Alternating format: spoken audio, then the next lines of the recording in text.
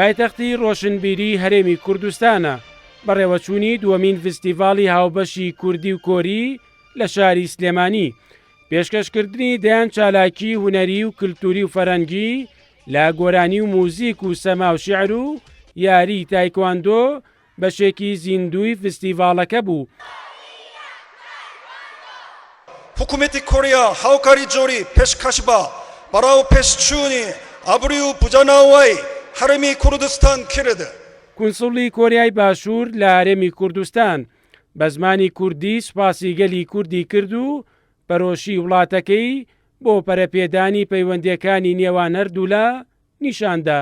ئێمە دۆستین جرش باس.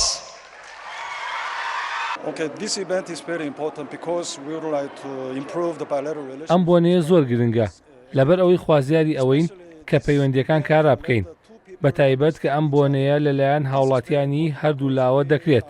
چالاکیشی گرنگە لەبەر ئەوەی لە کاتێکدایە کە سیەمین ئاهەنگی ساڵانەی کۆریا و عێراق دەکرێت. لەگەڵ ئەوەشدا تەرکیزمان خستۆ لەسەر لایەنی تەندروستی و کللتوری و کە ئەوەش گونجانێکی باشی دروست کردووە، بە تایبەتی کە هاوشێوەیەک لە کللتوری هەردوولادا هەیە. هەروەها لە داهاتووشدا کار لەسەر پەرەپێدانی پەیوەندیەکان دەکرێت.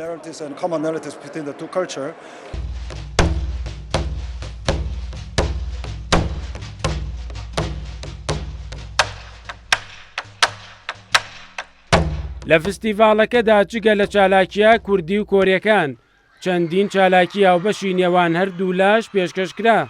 وەزیری ڕۆشنبیری حکومەتی هەرێمی کوردستان وتی ئەمە پردی پەیوەندیەکانی نێوان هەردوو گەل بەهێزتر دەکات. بە هیوایەوەی ئەم فستیڤاڵە بێتە هاندەر بۆ بەهێزکردنی زەمینەی پەیوەندیەکانی نێوان هەرێمی کوردستان و وڵاتی کۆریای باشوور. کۆریای باشوور وەک یەکێک لە دەوڵەتە پێشکەوتووە پێشەنگەکانی ئاشتی و پەرەپێدان لە کیشوەری ئاسیا و سەر تاسەری جیهان. کۆریەکان لە ڕۆژی هاتنیانەوە بۆ کوردستان لە دوای ساڵی 2003ەوە کاریگەری و جێگەدەستی خۆیان دانا لە بنیادنانی پرۆژەکانی ئاوەدانی و خزمەتگوزاری. هەرچەندە لە ڕووی جوگرافیەوە کوردستان و کۆریا لێک دوورن، بەڵام هەر بە سەرکردنی فلیم و دراما کۆریەکان بۆمان دەردەکەوێت لە ڕووی کولتوریەوە لێنزیکیەک لە نێوان کولتوری کورد و کۆریادا هەیە. تێکەڵاوبوونی کولتوری ئێمە هەنگاوێکی گرنگە بەرەو دەوڵەتداری بەو معنایی کە بە ئاسانی ئێمە زمانمانەگاتە وڵاتەکانی تر و بە ئاسانی ئەتوانین پردی پەیوەندی لەگەڵ ئەوانی ترا دروستکەین.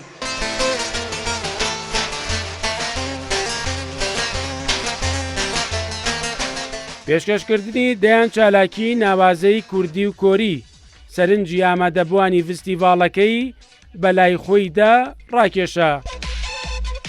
کەڵێکی کوردی و کۆری هەیە، واتە دەفی کوردی لەگەڵ سەمای کۆری تێکەڵ کراوە و هەروەها نمایشی سەمای باوەشێنی کۆریتان نمایشەکرێ و هەروەها چەند چالاکیی ناوازەی وەکو نمایشی تایکواندۆ و هەروەها ئەو چالاکیانەی کە کللتوری هەردوو لا بەرجەستاکەن بۆیە هیوادارن جێ ڕەزامەندی ئامادەبوانی بەڕێز بێت. پەیوەندێکی جوانە کە دایم لە بینی بەتایبەتی کۆریا و لە بینی ئێمەیە بۆ زیادکردنی پەیوەندیەکانە هەمیشە تا ڕادێک پەیوەندێکی باش بوان دروست کردووە لە ڕێی تێکەڵبوونی کللتورەکانمان.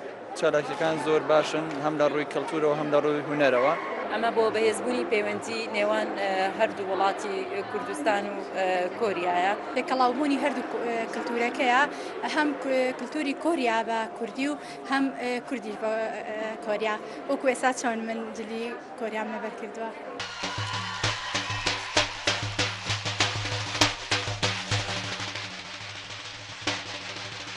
فستیڤاڵەکە کە بە سپۆنسەری میدیایی دەستگای میدیای کورسات بەڕێوەچوو لە کاتێکدایە هەرێمی کوردستان و کۆریای باشوور پەیوەندیەکی چەندین ساڵەی کللتوری و فەرەنگی کۆیان دەکاتەوە. ئەمە بەشێکە لە ئەنگاوەکانی بەهێزکردنی ئەو پەیوەندیە. مەریوانە بڵا، کورسات نیوز، سلێمانی.